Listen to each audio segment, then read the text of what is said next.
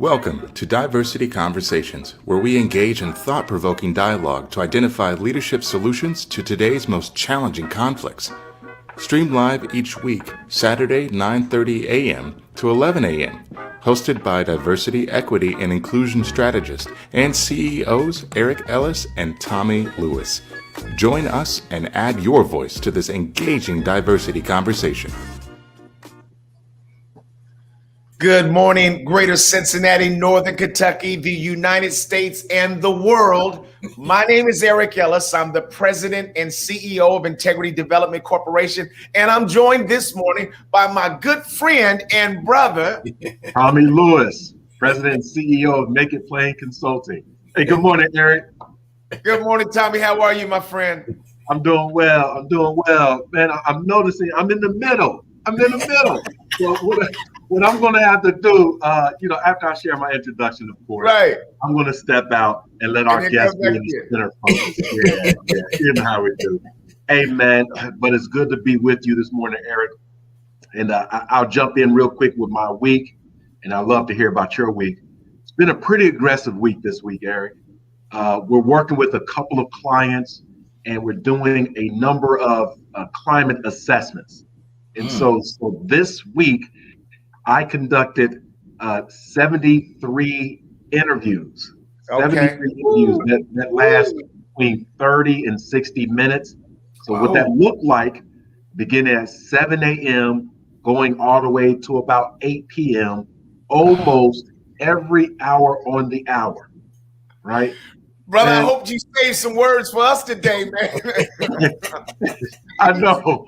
And the thing is, in my eagerness to service the client, which we did, I'm like, yeah, I can fill my whole day, with these interviews, because I don't do a lot of talking, just a series of questions, etc. What I did notice was attention fatigue. Attention fatigue. So having a conversation is not only about talking, it's also about listening. And active listening, for me, takes a lot of energy. It right? does. So after that 10th interview, I was like, man, I am beat. Right? I'm beat. It's easier just to talk and expand that energy. But when you're actively listening, not only to the words of someone else, but also their energy, because they were spilling their energy, right? Their happiness, their victories, as well as their frustrations and concerns. And so I was able to weather that. The good news is that I have a software that records audio and immediately transcribes that audio into a Word document. So I didn't have to really listen and write and respond. I was just having a conversation. And that's what I'm looking for with today. Eric, how was your week, my friend? Tommy had a great week, man. Again, did some of the same things. I was doing some research with a couple of our clients. We've got a couple of cultural assessments going on. It's powerful to be able to learn from, all the different clients that we're working with, to be able to sort of conduct a number of intercultural developmental inventories. We're qualified administrators in the IDIs, so I had a chance to do that. Dr. Reggie Crane is joining us this morning. He is with AFTEC, the Air Force. We're going to talk more about that. Had a chance to spend some time with him this week and his commander and some of the leadership there at the Air Force.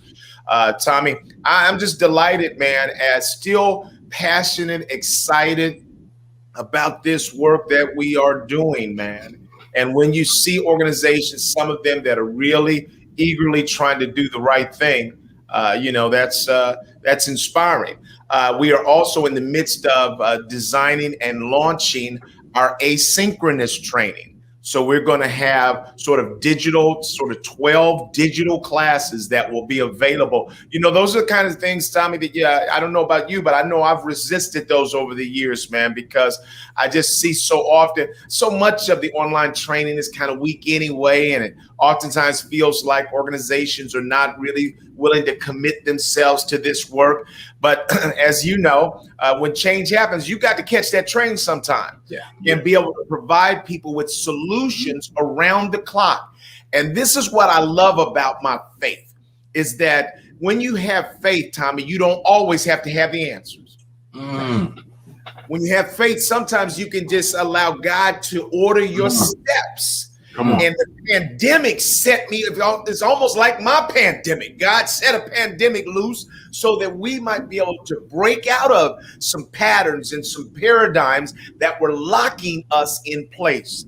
And you and I have pivoted, quickly to digital solutions, man. So working with my team on designing those things, Tommy, it almost will bring tears to your eyes when you can physically see progress happening, man. So I'm excited. It's not even about selling all of those. It's about accomplishing something, and here was the sweetest sound. I'm going to tell you the sweetest sound I heard. The sweetest sound I heard was from the missus when she said, wow. I was like, what?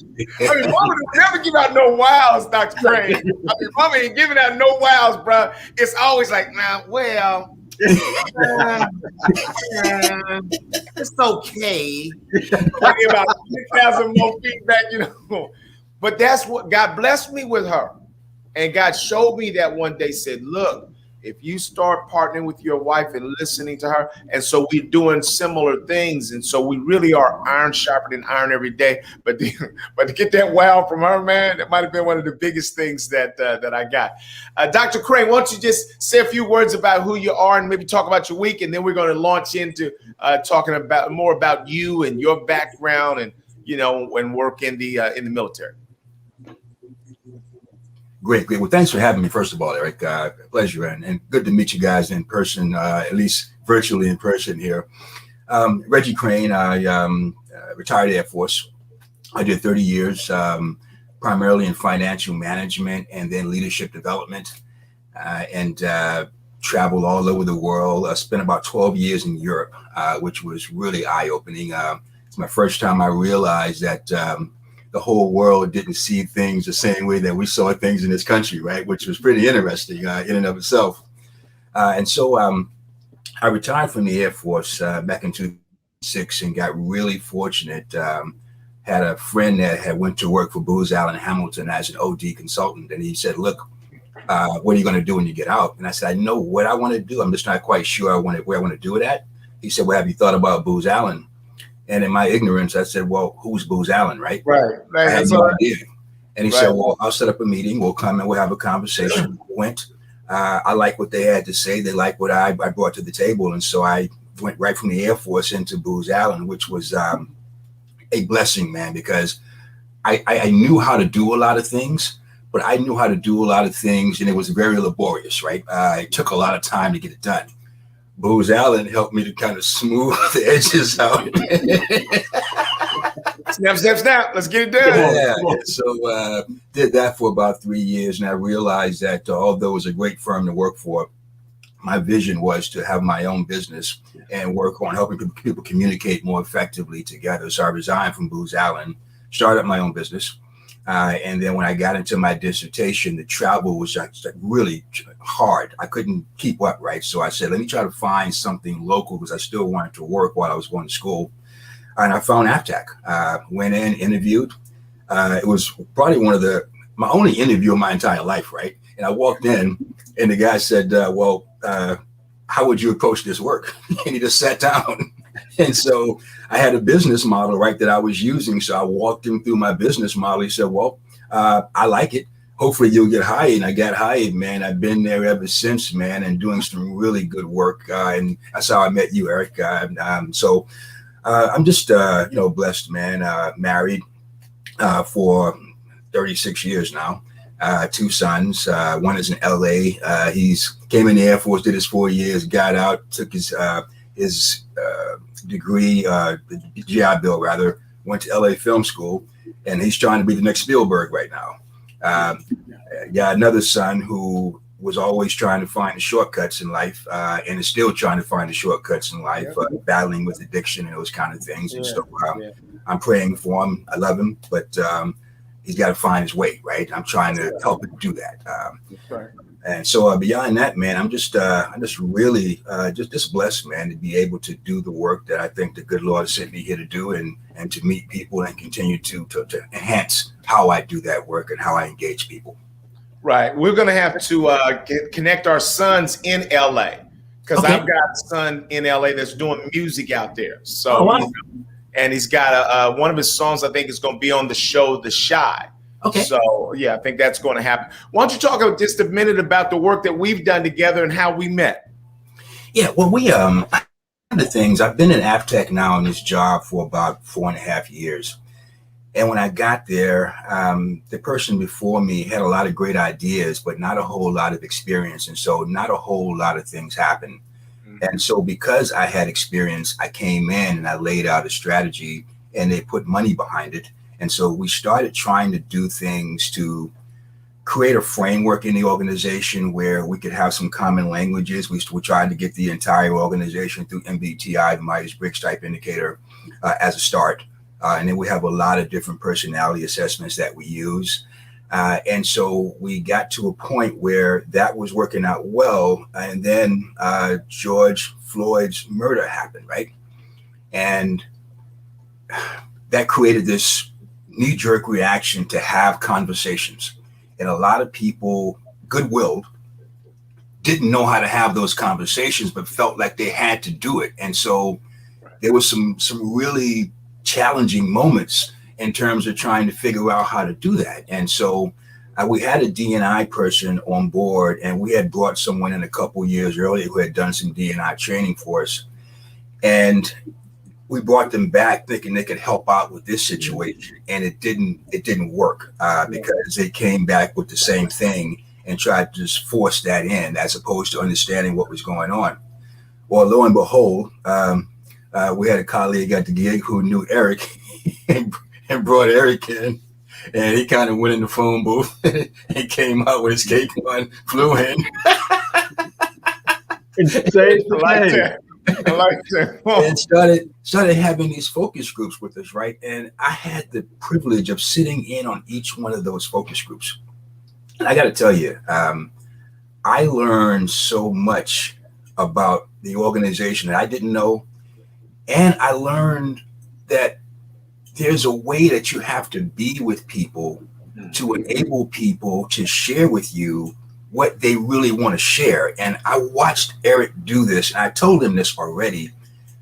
He did it masterfully, right? And it was almost effortlessly. And these people didn't even know him, right? I mean, and this is a very introverted organization, just to give you some background, Tommy. They don't talk much to people, and they just kind of opened up and just kind of shared. And I was sitting there taking notes. And so the goal was that he'd come back and he'd give us a brief, let us know what was going on. And that got delayed, right? Until just recently, I kept putting the bug in the director's ear. I said, look, we can't move forward with trying to create a strategy until we make sure that we know what came out of those focus groups, because there are people who are waiting to find out what we're going to do with that information, right? And so we waited to get it done, brought Eric back this week, and we actually had the conversation. And so right now, we're about to hire a D&I manager. One of the challenges with that is there's no background there and there's no experience with that. And so my strategy is to try to figure out a way to not relitigate the hire, but say, okay, how can we set this lady up for success before she gets started and has failures, right? So we're going to be looking at trying to find a way to get Eric to help us out with that. I'll tell you, and thank you for that, Dr. Crane. And I want to share this too, Tommy. You can relate with this completely. How important, Tommy, is it for us to find an ally within the organizations that we're working with? Somebody who really, go ahead, you can respond to that. How important is that? Well, it's actually invaluable, Eric, Dr. Crane. It's invaluable. And so why do I say it's invaluable? Because that champion, that ally within the organization, oftentimes has, played their ear has been to the ground. They've been the fly on the wall, if you will. In other words, they know some things that are not on the website. They're not on the company memo. It really speaks to the culture of the organization, which is the how do we get things done, or how do we not get things done, right? Right. So there may be a big idea about having DE&I, but then there's that culture and subculture that says, yeah, we don't really want to do it, right? And so what Dr. Crane was mentioning is setting a person up or people up for success, is that ally to be able to say, okay, here's the landmines, right? And those landmines, per my experience, can be literally catastrophic. In other words, I have seen people, human beings, hit business landmines, and it's impacted their entire life. That's right. What that they go into a personal frustration, maybe even a depression, because of their inability to achieve or succeed. But they hit that landmine when they came in the door. The ally would be able to say, "Watch your step." Watch your step. No, I know what I'm doing. Okay. All right. Watch your step. Yeah. Right. I know you've been doing this for 30, 40 years. This is a different organization. Yeah. Watch your step. And that's why I think an ally is important. And I'll share this as well, Tommy. Dr. Crane. Let's put the emphasis on Dr. Reginald Crane. Come on. Let's start there. Dr. Crane. So he is an accomplished man himself. Booz Allen had his own consulting firm. Tommy, it's rare to find individuals like that who have enough humility and sight to be able to say, you know what? This brother brings something unique that we need. And I want all the community, anybody that's watching this, I want you to hear what I'm about to say. That people are coming to him saying, hey, you got this. You got this yourself. And Dr. Reginald Crane is saying, you know what? I've sat in and watched this brother, and I think there's some things that he brings to the table that we need. Tommy, it's rare for you and I to run into that. People that are willing to stand down to that can see and really value what you bring to the table and have their own brilliance and still be a lifelong learner. I admire that. That's what I aspire to try to do too, Dr. Crane, is be that same kind of person, man, that is a lifelong learner, that has humility, that there's room in the world for my gifts and the gifts of everybody else. And that's who you are. And I just appreciate your championship because, Tommy, it's not easy to be a champion. And it certainly wasn't easy last year to be a champion of people talking about DEI, because that was being paused. And it was could have been really easy, Reggie, for you to walk away. Yeah. And the fact that you stuck with it, you kept putting bugs in people's ears. I want to say how grateful I am, how honorable that is, man. Real special. I'll say this real quick because I know we're going to get into the discussion, and this is about Dr. Crane, right, and getting his thoughts and reaction. I'll say this, that when Dr. Crane was introducing himself, full transparency, there's a cadence that I have when I speak, and even in a conversation, I may say things like, yeah, I got you. I follow you. Yeah, I'll follow you. Yeah, I'm with you. I found myself listening to Dr. Crane introducing himself, and I was constantly saying, yeah, I follow you. Oh, this is easy to follow. Yeah, I follow you. I'm with you. It was his cadence, his rhythm, that my mind said, follow him. Let me say that as a leader, and I know Dr. Crane is a leader, why did my brain say I can follow him? Because my heart says I know I can. Right. I can trust him. I can trust him. That's important because look, there's a lot of leaders out here that have no integrity. They Come they on have now. no heart. They have a lot of things, right? Their objectives and motives may be actually counterproductive than their followers, right? But when you have confidence, as I do, in waiting to listen to what Dr. Crane has to say, I have trust, I have faith, and I feel, hear me now, I feel secure. I feel secure. In an organization, in a family, people want to feel secure. Do you have me? And I'm sitting here with Dr. Crane, Eric Ellis. I'm good. I'm good. I can make a mistake this morning. I can stumble over a word or two or three, which I will. But I'll follow him. And like you said, Eric, that Dr. Crane means learned, right?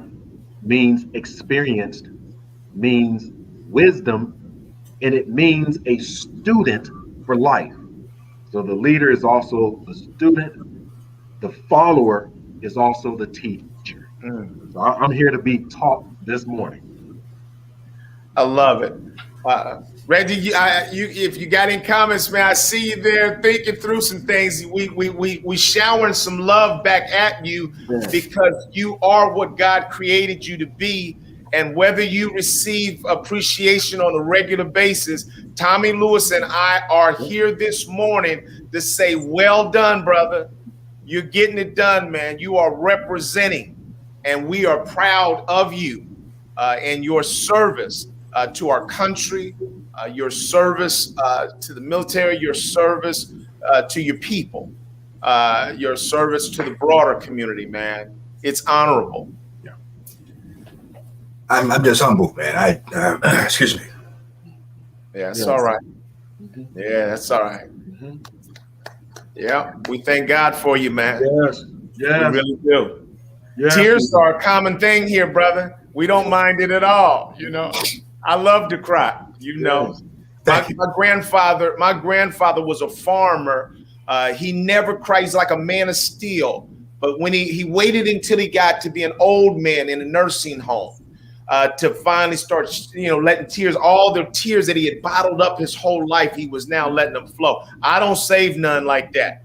Every time I think about my family, every time I think about people that I care about, man, it's an honorable place to be, that you can feel enough in life to shed tears. So we are blessed by that as well. Well, thank you. Thank you. Really, thank you, man. I was having a conversation a couple of years back with some folks that I retired with, and we still stay connected. And we said, why don't we stay connected, man, after all this time? We met at one base in Massachusetts, and then we departed, but we always stayed connected. And I said, man, we met at the base in Boston. We were all relatively young in the military, right? Making mistakes, man. Recovering, helping each other, man. Right. When we got in trouble, look, man, I'm here for you, man. If you want to talk about it, man. And it was almost like going through a university together, man, because it was this major introduction to the military, and we got through it. And then we all got through it and went on to have successful careers in the military and post. And my friend in DC said, man, he said, look, he said, we probably never told you this, man, but back in Hanscom, we all tried to be like you. And I said, you know what? It's funny, man, because I was trying to be like you. I never forget one of these guys. I went into his room one day, and we talk about the power of seeing people who look like you doing certain things, right? And he had a Black Enterprise magazine on his desk. I had no idea what Black Enterprise was. Right. I picked it up, saw Earl Graves, flipped through it. And I think at the time, it was Kenneth Chenault that was being featured in it, right? Right.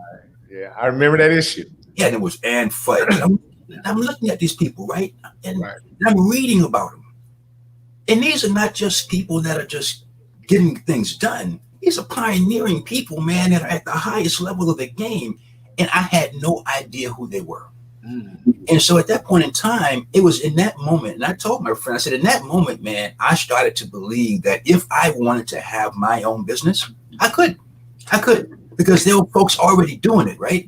And so I think the whole idea, man, is that when you're blessed, right, to have relationships, man, people that will tell you the truth, right? And sometimes the truth is not easy to tell you, but will look you in the eye and say, man, I love you, Reg, but man, you're going the wrong way, brother. You're going the wrong way. And you're gonna be mad at me for a little while, and that's okay. And give you a hug, man, then walk away and make you think about it, man. So I've been really, really blessed with having people in my life, man, that have kind of looked at me and saw things I didn't see in myself, and whispered in my ear and say, look, man, here is something that's there for you if you want to claim it. And as the Bible says, speak it so, right?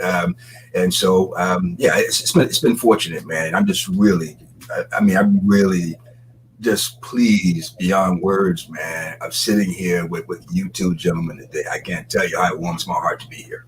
Well, let me start here. And because before there was Dr. Reggie Crane, before there was Chief Master Sergeant Crane, there was Reggie that grew up in your family. Yes. And so maybe we can start by you just telling us a little bit about how you were raised and what were some of the messages that you learned that sort of helped to develop the philosophy and the character that we see today.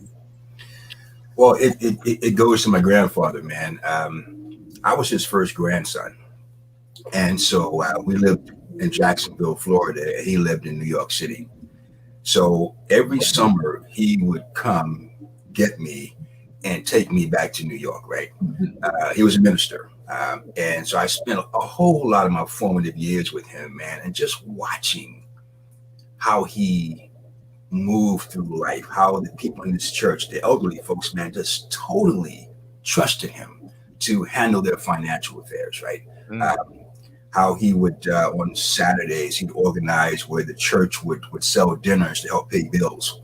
I would go out and deliver the dinners, right? And I didn't think about it at that time, but I was going into places, man, that I probably should have been a little nervous about going into, having a pocket full. You're taking meals in, right? Okay, right. It just worked out, man. And so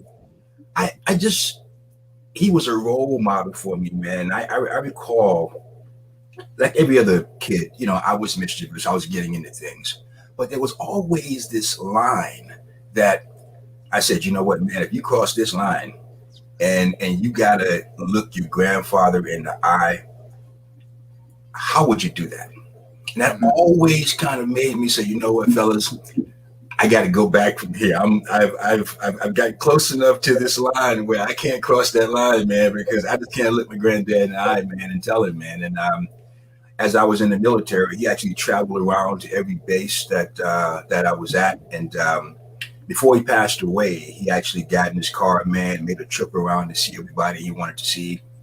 And we kind of knew that there was a message in there, and he got back to New York and went to the hospital. And they brought him home to kind of finish out his last couple of days. And I went up to see him. And while he was there, my uncle said, look, man, we need for you to go pick up this last dose of morphine because this will be the last one that we give him.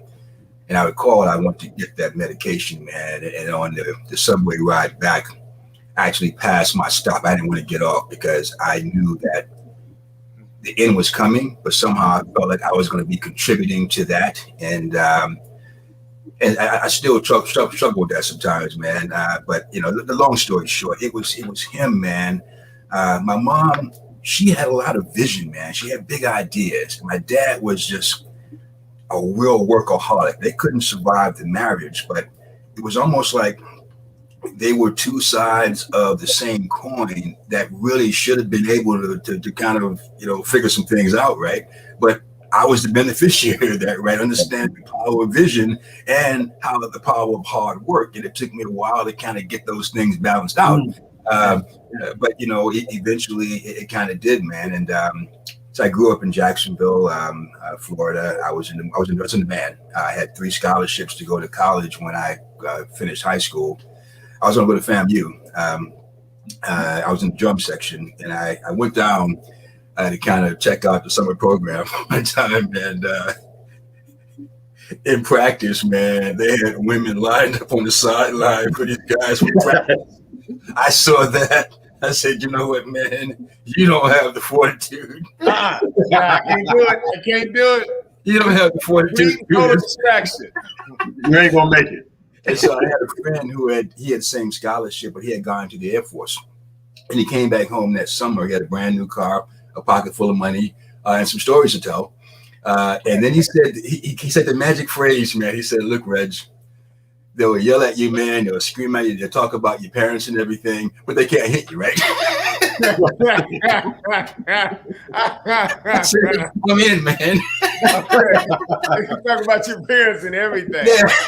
That's hilarious. And so it was funny, man, because it was almost like I had a secret that nobody else knew about. Because I would see guys, man, crying and just really getting broken down, right? And I would be laughing.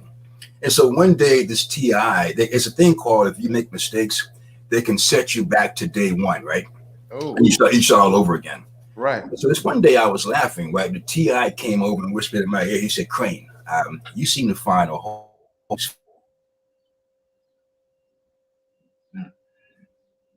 Man, lost you just a little bit, Doc. Yeah, I think he may have to go out and come back in, but he's on a roll, ain't he, Tommy? Yeah, oh, definitely. Good story. Right. Hopefully we can get him again. Right. I'm sure we will. But Right. he shared a couple things real quick, Eric, before he Yeah. returns. He talked about this line, right? The line that he established for himself based on the repercussions of someone else, his grandfather. Right. And I thought that was profound as we all think about what lines do we create for ourselves to lift up and honor the lessons that someone else has taught us, right? Or the ramifications of letting someone else who has taught us, who has raised us, who has helped us develop, if they were to be ashamed or embarrassed. I think that, based on my experience, that line has become more and more blurred, Eric, where people are crossing the line, right? As Charlie Murphy said, the habitual line steppers. Those folks that continuously step over the line and never or very seldom fearing how they are shaming or embarrassing or frustrating people around them, like the community, right? To this day, there are things that I don't do absolutely in public because I am fearful that my late mother and father will be ashamed. Right? It's a voice in my head, boy, don't embarrass us. Right. And so that's part of my integrity. The other real quick, the other thing that he said, he was just talking about his friends giving him direction, right? And sometimes that pill was not always easily received. But I will tell you that I need those people in my life, right? In our community too. I need that person to say, "Hey, you're going in the wrong direction." In love, but this ain't it. Those are some of the nuggets I took away from Brother Rich. Right. And I think the thing that we've certainly identified is the great humility and lifelong learner attitude that Dr. Crane is demonstrating. I just think that it's a role model. It's great to see. You and I, Tommy, I know we appreciate each other, but we don't even oftentimes realize how important this conversation is to the others that are joining us in our community. Felicia, thank you for joining us today. Terry Cooley, I love you to death. Kendall Wright, I appreciate you, man. Love you. I want to certainly hear some of your comments as you weigh in on this show today, as we're looking at trying to even celebrate Memorial Day weekend and the service and sacrifice that people have made for us and our freedom. Tommy, I'll tell you, man, it's just powerful to hear a person sort of, I love the grandfather connection, don't you? Yes. You know, this preacher and just walking in his footsteps and watching him and doing things that help to shape you into who you are. And also being able to see the value of a mom and a dad that didn't, weren't able to kind of stick it out with each other, but him being able to see what he gained from both of their experiences, I think is powerful as well. One thing I was going to ask him, because I love asking questions based on what I've just heard. I wanted to ask him about the cultural differences of being from Jacksonville, Florida, and also being kind of raised, if you will, in New York City. Right.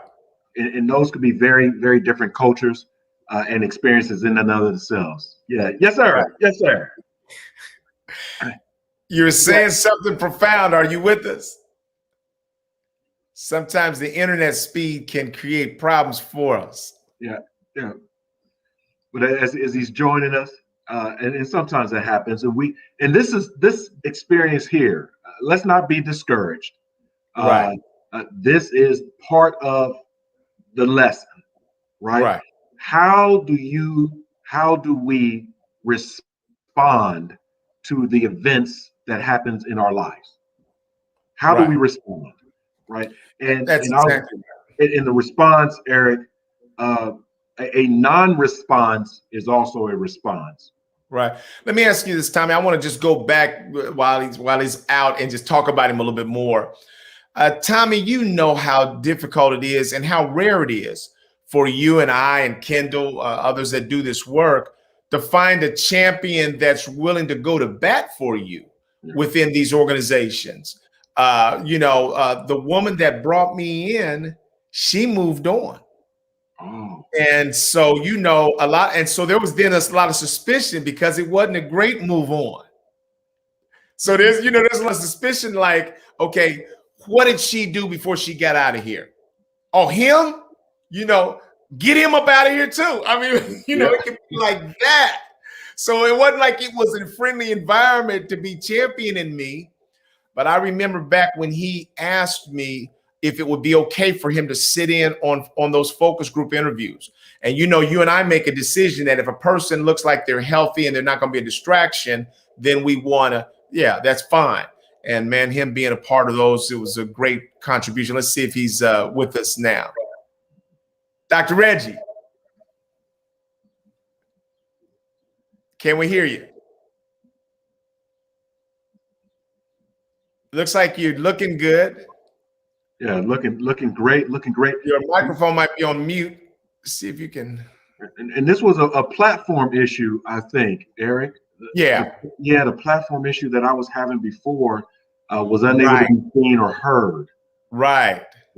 So by no means is this Dr. Crane. I think it's a platform issue. And everybody may be on the platform this morning trying to dial in and watch the show, listen to the conversation.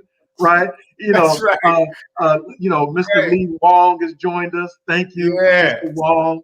Right. And but between the the half a dozen or so that we can see on the screen, I think there may be close to a couple of million people trying to dial in to listen to this conversation. Right. We knew this day would come. Right. BET, you should have got us a long time ago. NBC, ABC, look. CNN, we can't help you no more now. So Eric, I want to ask you a question, right? Yes, sir. As we look at Memorial Day, and as Dr. Crane had mentioned, kind of the 1% of our country that's kind of connected. Yeah, can you talk about your experience with people in your family or friends who have served in the military?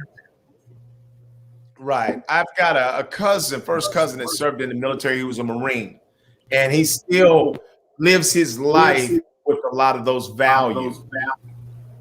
I don't know if Brooke is still with us, but boy, we are having some technical challenges. But like you said, it's a small number of people that, quite frankly, have served in the military. But usually I see a lot of honor and humility, and sometimes difficulty with even speaking about some of their experiences. And I think it's so important for us to be able to hear from veterans and understand sort of what they've done, what that experience was like. Yeah, I have a good friend of mine, Daryl Hubbard. In the next couple of weeks, actually, he will retire from the Navy. D-Hub, as we affectionately call him, was a classmate of mine, a best friend, a brother, a teammate, and he played on the opposite side of the line of scrimmage, where I was on offense, he was on defense, and it was a joy for me to watch him not only play football but also go on into the military and serve this country in a way that I was a little bit apprehensive myself, right? And so with Dr. Crane and others who serve this country, I think there's an inner motivation. It may be on the beginning with the enlistment, or it may be developed while they're in the military.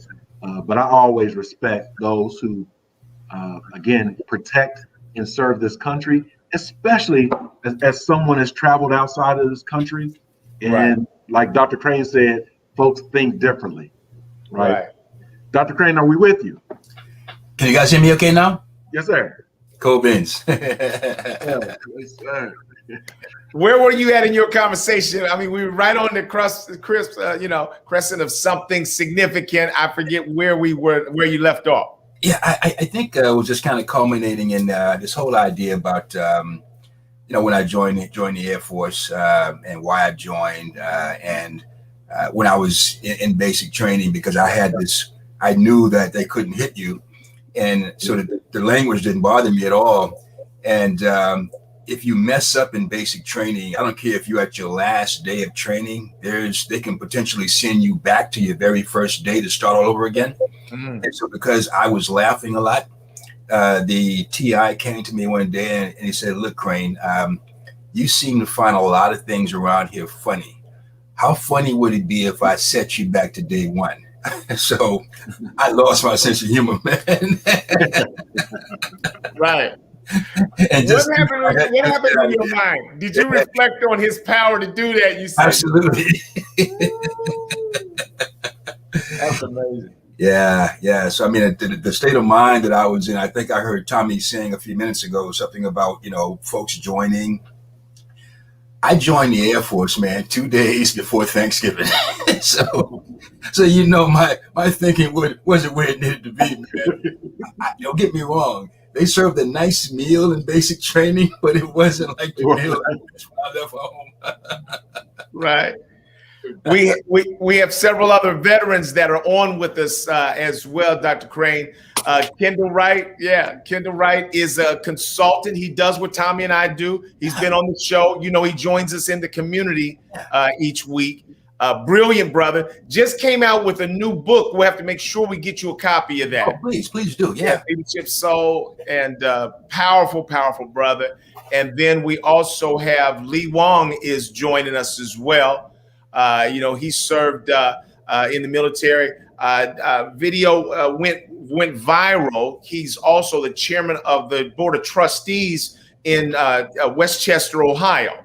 Oh, wow. And so he was at a meeting a few months ago, and ended up raising his shirt to show people the scars that he had received while serving, and said, basically, is this American enough?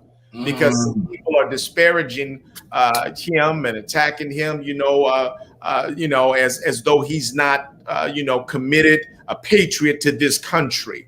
And so he wanted to demonstrate that. And so I think that'd be another great person to be connected with. So we are fortunate to have so many of our community are great people of leadership and service to this country. Why don't you share with us just a little bit about your military experience, because people of color, that's a kind of a different mindset and experience as well. I was telling Tommy that you say less than 1%, of people, have served. And so it's not always that people see or know anybody that served. What is it that makes a person, made you decide that you wanted to serve this country in that way? Well, it's interesting. In full transparency, I'm not sure that was my mindset initially when I joined. I knew that I wanted to be engaged. I knew I wanted to be on my own, make my own money. And I had a buddy who had gone in and he'd shown me the way, right? That's right. So I did that. And I mean, I raised my hand and I took the oath, but it didn't really mean a whole lot. I didn't really understand it, right? Right. And it wasn't until I had been in probably close to about 8-9 years that I had gotten selected to go into an area where there was some things going on, right? And so when that happened, I recall I wasn't afraid to go, but my thinking right away was, okay, it's a serious business now. All my affairs in order. I actually called my dad and said, look, I don't want to alarm you, but if something happens to me, I've got everything lined up, life insurance and all those things. My wife is going to need some help in terms of trying to navigate this, right? He didn't want to have the conversation because I think at that point in time, he finally realized, or maybe for the first time realized, that I was in the military. And so it took a while, but once that happened, my whole paradigm shifted in terms of what I was doing and why I was doing it. The Air Force, just for a little context, it's a little different, right? Like I have lots of friends that are in the Army, Marines, and the Navy. And with the Air Force, you come into a job and then you learn a war fighting skill that you do only if you have to go and do that. I think when you come into the Army and you come into the Marines, you come in as a Marine, as a soldier first, and then you learn a job on the other side of that. And so the whole context, right, it was just different, right? And so, when I came in, it was just 70, 77 is when I went in, just on the heels of folks from the Vietnam era kind of moving out. And the first and only time in my entire life somebody ever looked me in the eye and called me the N-word was in the Air Force. And I didn't know how to process that, right? Because it never happened before. Right. And I said, I'm in this organization now, and this is what happened. And so I called my dad. I said, look, man, this may not be the place for me because I don't know how rampant this is, right? So he said, look, man, you got to stick it out, and I did. So I left there and I go to my first base. And hold on just a second. Can you give us just a little bit more about that N-word experience? We just still in shock over it. It would help people to get a little bit of context on who. Yeah. So what happened it was in training. I was going to school to learn how to be a Morse code operator, copying dits and dots. That was an experience within itself as well, right? And so they start you off learning how to be leaders in the school, and they got a process called the rope process, right? We had different color ropes, and that means that you have different levels of responsibility. So the red rope was the ultimate organizational leader. So I was a red rope. So one of my jobs was to walk around and make sure that all the details were done, especially on Friday, because Friday afternoon we got a chance to kind of go out and kind of enjoy ourselves. Right. So I was walking around that morning and the bathroom floors were not mopped yet. And I knew they had to be mopped by a certain time. So I went to the guy, Ronnie Cantrell. His name is still burned in my brain, right? And I said, Ronnie, look, we need to get the bathroom floors mopped, man, because we've got to get it done in a certain amount of time. And so Ronnie looked me straight in the eye, man. He said, look, don't no nigga tell me what to do, right? Mm-hmm. So I didn't know what else to do, right? And so we started rolling around the floor. And so right. The sergeant came in and he broke us up. He took us down to the office and he said, okay, look, tell me what happened. So we're both trying to tell our stories at the same time. He says, okay, look, stop. He said, Crane, what happened? And I said, well, look, this is the deal, man. This is what happened. And the other guy, she started trying to say he didn't say it right. And so the sergeant sent the other guy out. And the sergeant was a white guy. And he said, look, man, Crane, I like you. You got a future in the Air Force. He said, but here's the thing, man. You cannot go around settling situations while putting your hands on people because it just doesn't work that way. He said, I cannot tell you what it must have felt like when that person called you the N-word because I don't know what that feels like. He said, but you have to learn some other ways of dealing with that because the way you dealt with it is not going to allow you to be in the Air Force long. And so, you know, I really understood what he was saying, but I didn't have any other tools available to me. I was just in the Air Force, just out of high school. And so all I knew is what I knew. But that was probably the beginning of me starting to understand that I was no longer this kid in high school. I was in this machine now that I needed to understand how to navigate. And in navigating that, everything was not going to go as smoothly as I would like for it to go.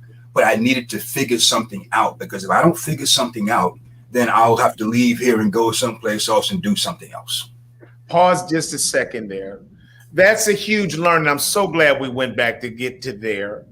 Tommy, and I'm going to ask you to weigh in on this too. You're saying something to all of us. You're saying something to our children that we have to sometimes not allow words and other people to have power over our behavior and our actions. And in many ways, we've determined that all of us have determined when the N-word hits the fan, then fist and rumbling in the floor is the only response that you can chase that with. And you're saying to us that a white man, and I love the way all of that happened because he didn't just come as a callous, he said, look, I don't really understand how that felt. And so I'm not trying to say that, that your anger and all that's not justified, but he says to be successful here, you're going to have to come up with some other options. Wow. Yeah. And I think that happens too often with our young people. Sometimes, Dr. Reggie, when they go to college and they're there on scholarship, and they come back to the neighborhood and somebody says something crazy to them and they think they don't have a choice but to respond in ways that will disqualify their future. So there's something in that I think that we have to learn. Tommy. Yeah, I think that one other thing I will call out is that Dr. Crane had said a few times that was his only tool he had, right? And that's self-awareness, self-reflection. The reason, because when we're in our moment, whatever that is, that year, we have what we have. If we do not have self-reflection, self-awareness, we may not identify that we don't have all the tools. So at 18, we think we have all the tools. Right. And then we become 25, God willing, and we realize that, we have most of the tools. And then we become 35 and 40. We got a handful of tools. And then you get 60 and 70 and realize, man, I got about 3 strong tools. Right? It's come full circle. As I continue to add tools to my toolkit, those tools are only helpful for those problems that need to fix with that tool. That problem is in yesteryear. What are the tools that we need today that we either have to borrow from someone else, as I'm borrowing some tools from Dr. Crane this morning, or we have to kind of piecemeal our tool together, right? Because again, COVID pandemic last year and even this year, that was a problem that I would say a lot of people didn't have the tools for. Yeah, that's right. Even if they were 60 or 70 or 80 years old, let alone 15 or 18 or 20. Right. So my question to Dr. Crane is, in your experience and wisdom today, what are some of the tools that you lean on to help others become leaders? The very first tool, it goes back to what you just said, Tommy, about self-awareness, right? I think everybody, travels their own journey, right? And your journey is your journey. And I don't criticize anybody for the journey that you travel, but the journey that you travel and this has brought you here, how you show up, right? Yeah. Is important as a leader, because how you show up is going to have an impact on the results that you're able to get. And if you're showing up in a way where you're not getting the result that you want, then you got to be open to the idea of showing up a little differently. And one of the things, we use quite a few personality assessments, and we don't use those as the be all to end all, but we use them as a doorway into being able to have a broader conversation. Like when we, as an example, when we use the Myers-Briggs type indicator, right? And we got the dichotomy of TF, thinking and feeling, in terms of how folks make decisions. Well, there's nothing wrong with making decisions based on logic as a thinking decider. But every decision so focused on just the logic of it and not considering the people piece of that, it doesn't allow you to make the best decision that you can. Right. And so I work in an organization, and it's not just this organization, it's all over, man. People, because folks, in fairness, people are trying to make rational, logical decisions to get things done. Yeah. And I think that's a part of their journey that they've traveled, where this is kind of how we go about doing. So when I started introducing the MBTI to the organization, and people started to understand, because there was this misconception, right, that if you are a F or a feeling decider, that meant that you were soft and you were mushy and you couldn't really make the tough calls. And once they realized that, no, this is limited to how you make decisions, right? Do you make them from a subjective, value-centered place as a feeling decider, or are you solely focused on logic? Once they understood that, those thinking deciders then started to understand they too had feeling deciding in them. They just didn't exercise it as often as they should have or could have. And so that self-awareness in and of itself, it really, with a couple of leaders, man, they came back to me and they said, look, I want more of this, because I know now that there are things I don't know that's influencing how I show up. And I know the way I'm showing up is not allowing me to get the result that I want, even though nobody's telling me that. I know that now just based on this one conversation that we had. So I say it all has to come back to self-awareness, right? Understanding how I show up, and then taking some ownership for that, right? And then saying, okay, if I want to show up differently, that means I got to do something different. Well, let me ask this. First of all, I want to have just a little bit of laughs with people. People have been weighing in on some of what you said. So Terry said, sometimes you work with what you have. You handled it, Doc. Yeah. Terry said that. And then Raymond, my mentor always would say, in times of stress, you do what you do best. Over the hand, boy. So he used them hands. And I know Terry is gifted with the hands. But let me ask you this, because I want to just tie together a little bit of continuity of your story. When your leaders said that to you, you've got a future here, help us to understand what that set off in your mind, because you still remember it today. And then I want you to also pick back up and just walk us through that conversation you had with your father that he wasn't ready for, and what was happening, because you said you grew up. So those were two pivotal moments in your experience, your career. Just tie back those. Yeah, I think in terms of the conversation about I had a future, I didn't think about the Air Force as my future. I thought about the Air Force as coming in, doing my 4 years, getting out, and going and doing something else, right? And so in that moment, it made me kind of think, okay, so can I have a future here? I mean, and what would that look like? And I wasn't really I still just wasn't sold on that, but because of the fact that this guy said that, and his job was to bring people in and train people to move on, because he said that, it made me think that, okay, maybe this guy is seeing something that I'm not seeing. So maybe this too is an option for me if indeed I want to try to get that done. So I guess it opened up my paradigm a bit more broader than I think it was, beyond having a job, making some money, and having some lady friends. Now, Right. there's something else, man, you can do here as well. So that started that process. In regard to the conversation with my dad about, hey, I might need for you to step in. I think that's a really insightful question, man, because I think that to this day, I think that there's some things that are unresolved between he and I in terms of not being around when I was younger, and some of the things that he did, with respect to how he engaged my mom.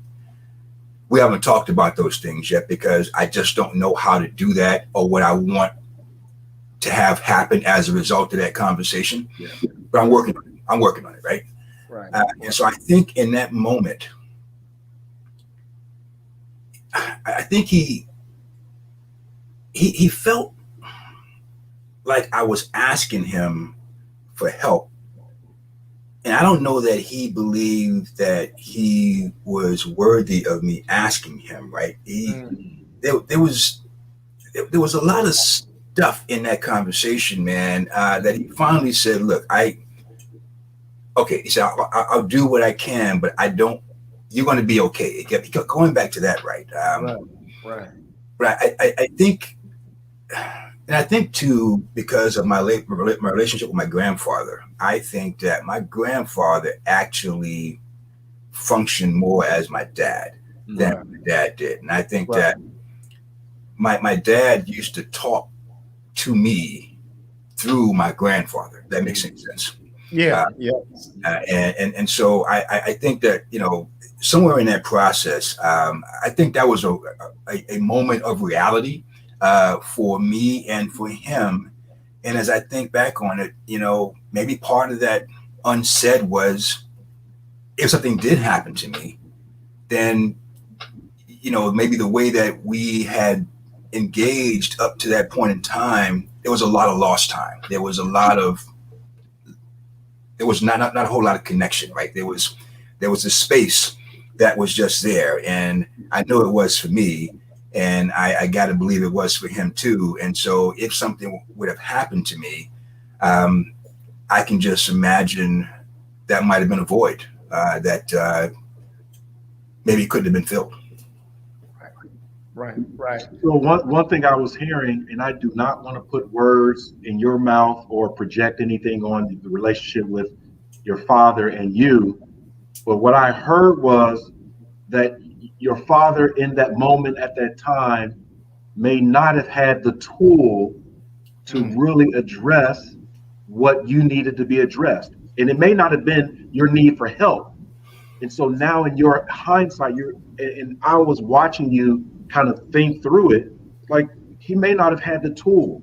Right. And I would say that in my relationships with others, in self-reflection, even in the last year and a half, that I haven't had certain tools. And that's a tough pill. As I'm listening, I'm like, man, did I respond right? And it keeps coming back to me. I don't know how. I don't know how to do that, right? And it can be embarrassing, a little bit shameful. And that's why I love these conversations. That's good, Tommy. I feel like I'm not alone in this kind of struggle of life. Right. I think you make a really great point, Tommy, and I think maybe it might have been both of us, right? Yeah. Not having the right tools to understand. I didn't have the tool to understand how to engage him. He didn't have the tool to understand how to bring it in. So it's just tools, right? Access. It it's just so powerful, man, when you have access to tools. And I'll just say this to you, Tommy, and I'll minimize my input here. I think it was last week when you talked about forgiveness or saying I'm sorry. I too have been in situations like you mentioning right now where, you know, I was engaging somebody and maybe I really wasn't totally present, even though I thought I was. And I walked away and I was like, man, what happened there? I didn't leave that, right? Yeah. And I found myself going back and saying, look, can we schedule some time? I mean, just get away from everything, right? Because I don't know that I was present with you the way I should have been. And I want to be, right? And so if we can schedule some time to get away from the noise and let's unpack that. And you know what? What's interesting, sometimes in my mind, I thought I wasn't there and I thought I wasn't doing justice. And when I found out that they said, yo, I got what I needed, Reg, everything is good. Yeah. Right. Right. Like to your point, right? If it's a question mark in my head, I got to go back and circle back and make sure, right? Because I don't want to disrespect the opportunity to engage somebody in a meaningful way where we need to be engaging about something, because I think that is the most sacred thing that I can offer somebody is the space to be present with me and me with them. And then they walk away with what they need.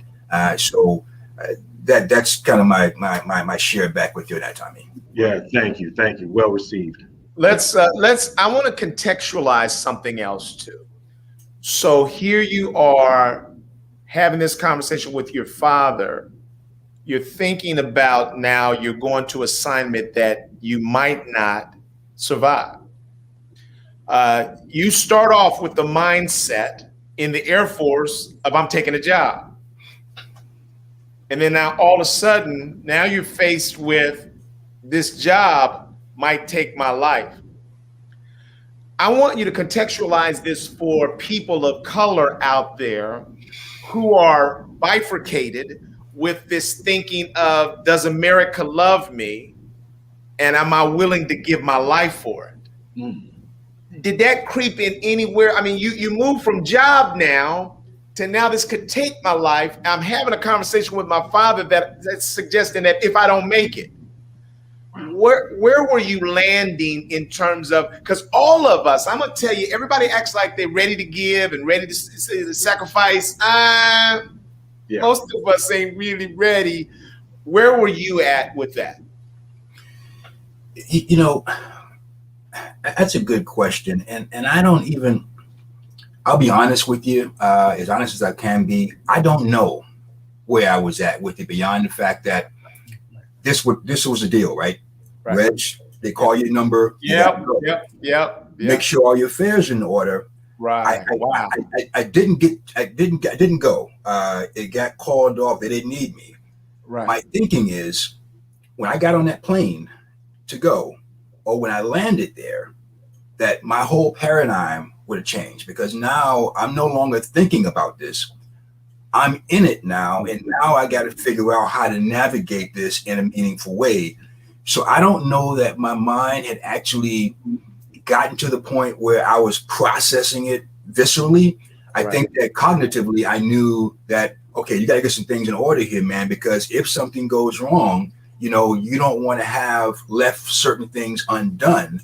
So there are calls you need to kind of make. And I was kind of nervous about that because, you know, you start making calls like that and then people start getting anxious and they start worrying. And so the call with my mom, I actually told my granddad, I said, look, man, I said, I need for you to call her and talk to her, because if I do that, I need for you to tell her that you are good, that you feel good about what's going on. Because if you tell her you feel good about it, she'll be okay with it. If I tell her it's going to be just all kind of alarm bells going off and worst case scenario, and then now I'm going to get sucked into that. And then, you know, and so my granddad, he was kind of like the hub.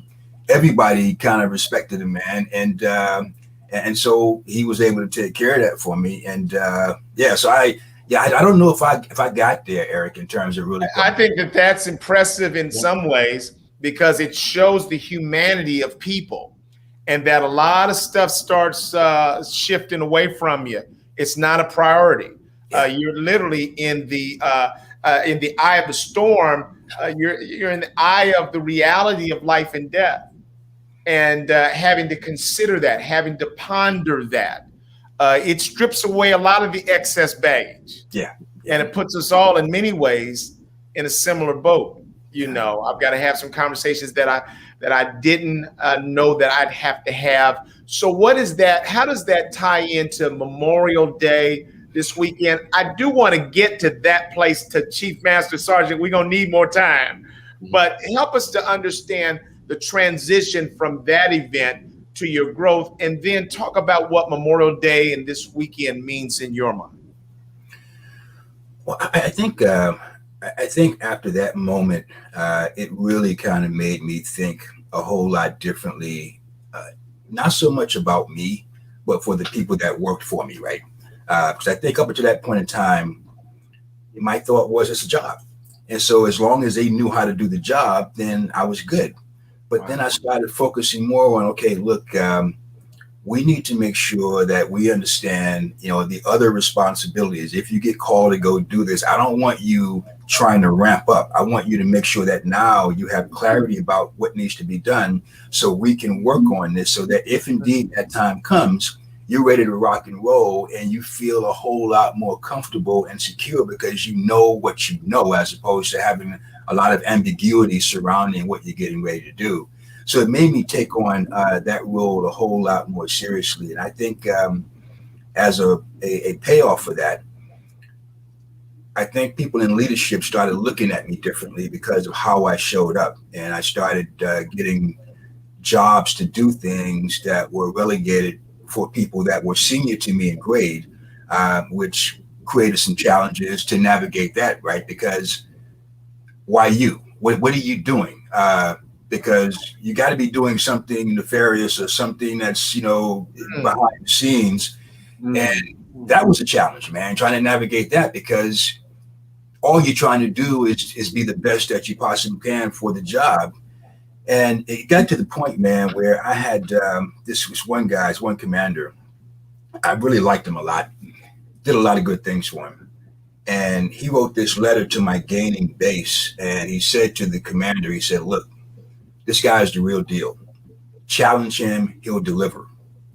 This letter gets out in the organization, right? So now when I walk in, it's like, okay, so show me what you know, right? That was kind of what the process was like. And so, again, back to your point, Tommy, in terms of tools, I had limited tools available. And so he said, show me what you know. I'm going to show you what I know. Right. We've got to keep showing. Right. We're going to get a lot of showing done up in it. Turning out things, man, getting all kind of awards and just getting it done. And then one day, this older guy, man, I never forget this dude, man. He called me to the side one day and he said, Crane, I like you, man. He said, but you are not the smartest SOB in the world. And he said, here's the deal. He said, if you don't right now start realizing how to bring people along with you, you are not going to be successful in this effort.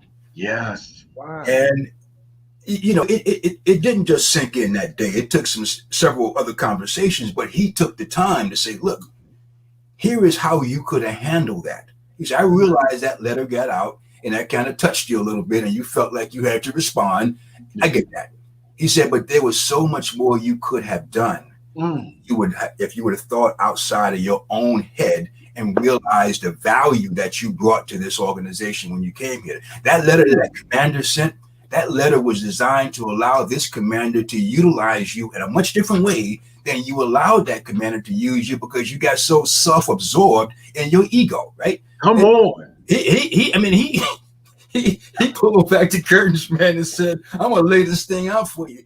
And it was probably the best conversation I had ever had, because I think in that moment, I truly realized, man, that I had a gift that I was not using the way the gift was supposed to be used. And so it was a turning point. It was a turning point. Let me share this. This is what just came to me, man. This is so huge out of your experiences, because so here's what came to me. Life is not about what happens to you. It's not even about how you respond. It's oftentimes about how you recover and learn. Because that's what you're showing us, is that something happened, you responded in ways that weren't that helpful, you got some more information, then you recovered. That's what people need to know. Life is not what happens and how you respond. It's what happens, how you respond, good or bad. If it's bad, how do you recover from that? And that's what you've shown us in at least 3 different situations. Yeah. Something happened. You came out left with it. You handled it. You got some new information and you recovered. And I think Tommy, Dr. Reggie, I think that's the part that we're missing. Yeah. The story is not a simple life happened, I responded wonderfully, and I'm successful today. No. Life happened. Sometimes I responded like an idiot. Sometimes I gave you what tools I had. And then I got a chance. I got a reprieve. I got a chance to learn, and I took that lesson to heart. Or it took a few more lessons. Yeah. And I finally got the message. And now I'm here to tell you that that's part of my positive experience. Man, it's powerful. Yeah. I think feedback, man, is something that it's powerful, man, and it's something that I really had to work hard at feedback, accepting it, and really hearing it the way that it was intended. Because some people, when they give you feedback, they don't give it to you in a way where you can hear it, right? And sometimes that has an impact on how you receive it. And I worked on that really, really hard. And I recall this one supervisor I had when you get an evaluation every year.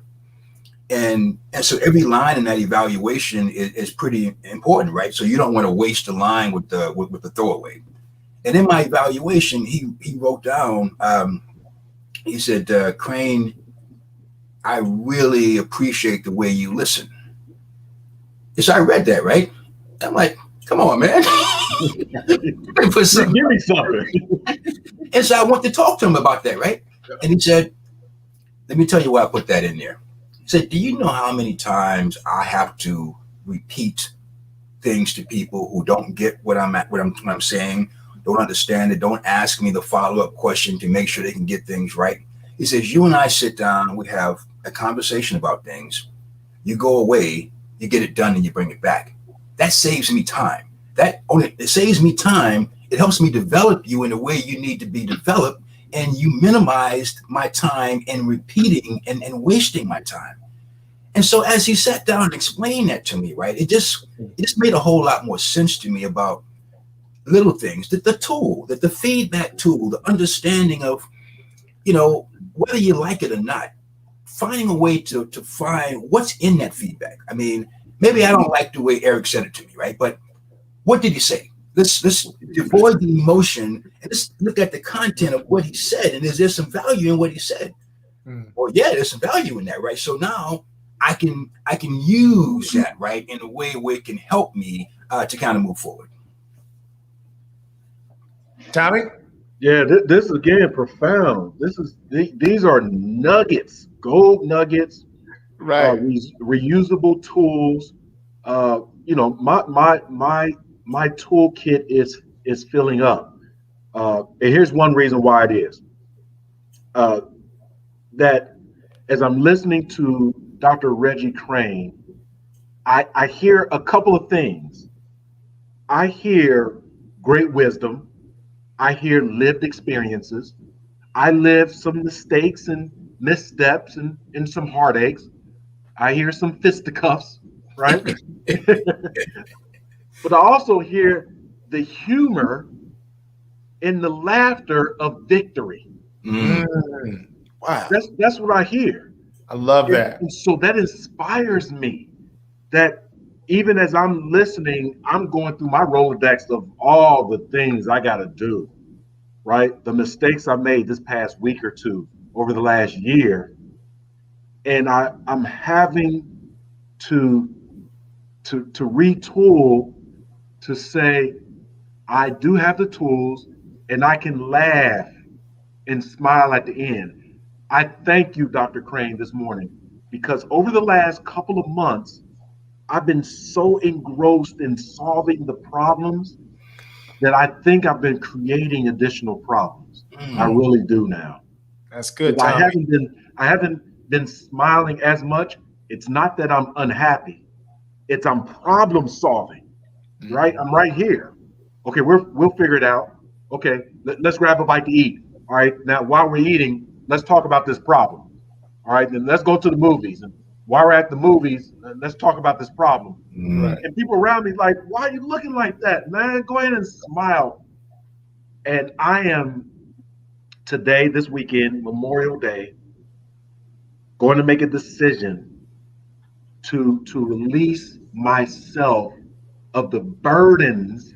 I love that. Yep. And be joyful and victorious in the lessons of today, because tomorrow, God willing, when it comes, I can say, hey, Dr. Crane, boy, he went from the fisticuffs to the lessons learned, and I still saw him smiling. What was it about him, about what he took away from those challenges that allowed him to smile?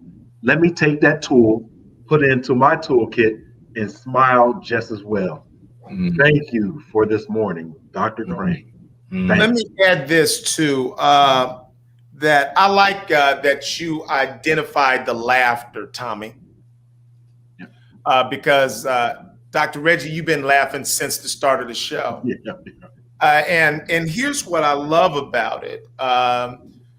Your laughter, in many ways, the traits that you carry with you so well, as talented as you are, as gifted as you are, as much success as you've had, you don't carry that on your shoulder for all to see. Right.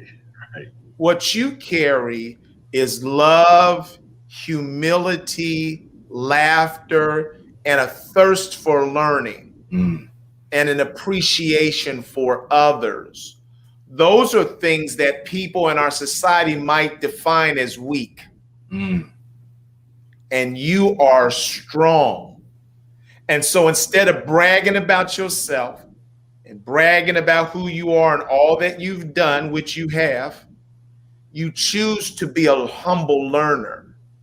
And so your laughter, excitement says, I'm so glad to be here. Yes. With people that I admire, and I'm going to get something out of this. Yeah. But you never fully imagine all that you're giving. And people need to see that, how strong that is for a powerful role model and leader to be humble enough to be as a child, to be a learner. And there's something in that for all of us. And so I'd ask you just to sort of share. We're coming to a close. I can't believe this has been the fastest show, hasn't it, Tommy? Yes, the fastest show. I'm sorry, it's blown by, so we don't bring you back. But help us to understand, because Chief Master Sergeant, 1%, almost by law, you can only have 1% of all the Air Force can be a Chief Master Sergeant. So you get there. What were the lessons that you learned that helped you to get there? I think the biggest lesson, and this is going to sound like a broken record, the biggest lesson I learned is, as you move up, it becomes more imperative to make sure that you are influencing the best decisions possible for the people in the organization. And I'll be totally honest with you, man. it was not my ambition to become a chief master sergeant. I didn't think I would get there, because there's several times along my path where I've worked for leaders and they were making decisions, or they were about to make decisions that was going to have a negative impact on people in the organization. And I would go to them and realizing, I said, look, you are going to make the decision because that's kind of how things go. But I would be remiss if I didn't sit down and explain to you the impact, the long-term, short-term impact of those decisions on the people in the organization. Sometimes those conversations went into the wee hours of the night, man. And, there was some voices being raised and that kind of thing. But, I said, I always use the phrase, with all due respect, right? Right. Realize that you are going to make the final decision. That's not my role. My role is to advise you and make sure you are making an informed decision, so you can't make a decision and say you didn't know that was going to happen. So because of those conversations, man, I never really thought that I was going to get there, and it didn't really bother me. I mean, I was okay with whatever I'm tired at. Let's go ahead and move on. But I think that was the biggest thing. And I'll give this one example, man. That's huge. I was at this base, my last base before I retired. I had this guy that was really, really smart, man, in accounting systems, but he stuttered a lot, right? And people kind of shunned him for that, right? And when I got there, I made it a point to meet with everybody individually. And when he came in to meet with me, he was nervous, and he was stuttering. And I said, look, man, I just want to understand how I can be of help to you. So I don't care about how we talk, as long as we talk, right? And I started trying to make sure that I spent special time with him, because I knew he had been neglected and kind of sidetracked. And so this opportunity came up where the Air Force, at the Air Force level in DC, they were rewriting the curriculum for that accounting field. And we got a call to identify our smartest person to go. Right away, he was the guy. Right. And so my leadership said, well, no, we can't send him. And I said, why not? Well, because he stutters and he's kind of militant. And I said, okay, here's the deal. They asked us for our best, right? Right. Whoa. He's our best. If he goes, I will take the hit for that. You can blame me for that, right? But I said, I'll talk to him before we make any decisions. But I said, he's the guy. And so I went to him, I sat down, and I said, look, I want you to go. I know you're the best person. I know you can do the job. When you get there, if you have any problems, man, call me, right? Right. Not in this by yourself. Call me, and I'll make sure I help you out. That guy went there, man. He had no problems. He was the star of the show. And he sent me a note about 6 months ago. And he said, I've been trying to be what you were to me. Yes. And I don't even know how to process that, man, because you show up, and I know this is true of you, Eric and Tommy. You show up the way you show up. You're not showing up because you want accolades. You're showing up because this is the work you're trying to do. And so after all these years, for him to say that to me, it was a powerful moment, man, where it just reinforced the whole idea. You have to make sure that you are careful about every relationship that you have, right? Because it's just that important. You never know where that situation is going to lead somebody else, but you do what you can, where you are, what you have, and they'll be satisfied. And that's kind of how I try to process that. Yeah. I want to say this in response to that, because I want our community to hear this and for this to live on. So many people talk about inclusion. And I've been saying and challenging our community that I don't think that anybody's naturally interested in inclusion. Everybody's interested in being included. And people of color will sometimes take exception to that and say, no, it's just the white man that doesn't. No, everybody struggles with it. But I think this story, this example, is a powerful example for us all to hear. That your character around inclusion is not a selfish desire on your part to just simply be included, but you're literally trying to live that out in your value system across everybody. And so you said, I looked at this individual and I was willing to put some skin in the game to stand up for them because it was right. Yeah. And I think so if we're looking at what qualifies us to lead conversations, to lead this work around inclusion, I promise you, Dr. Reggie, it's not what you get in school. It's what you live out and demonstrate there. That's what this is about, man. It's not rocket science, is it, Tommy? No, it's not rocket science at all. You just got to care deeply enough to get in this with people and say, this is the person. But that starts even before then. That starts at having the patience to say that I'm willing to sit with you so that I actually can absorb who you are. And so often we miss that, Dr. Reggie. We miss that in our families. We miss that with our children. And though that's the substance of life right there, is making the time to sit with people, to get to know them. And as we do that, we're then in a position, I think, to meaningfully include them. Yeah. Well, on this Memorial Day weekend, Tommy, any closing words from you?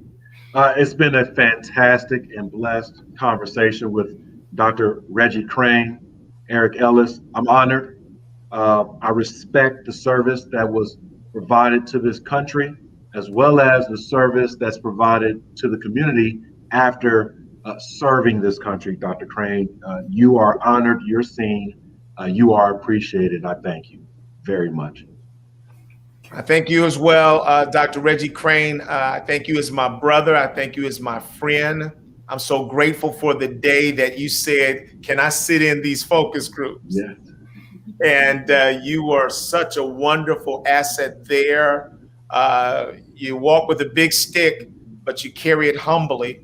And I just appreciate you, man. And you have been a gift to us and our community today. The thing that I love about this, and I tell Tommy this all the time, kind of selfishly, in some ways, we don't care if anybody else in the world sees the shows. We do, but we don't. Yeah. We have the ball ourselves, man. And if we get a chance to bring wonderful, kind people to the conversation, man, we can go back and just eat on this for a while. Yeah. And so you've given us some food, some sustenance for our lives, and we appreciate that. On this Memorial Day weekend, we thank you and all others who have served this country and put their lives on the line so that we might have our freedom. Thank you. Thank you. God bless. God bless. See you all next week.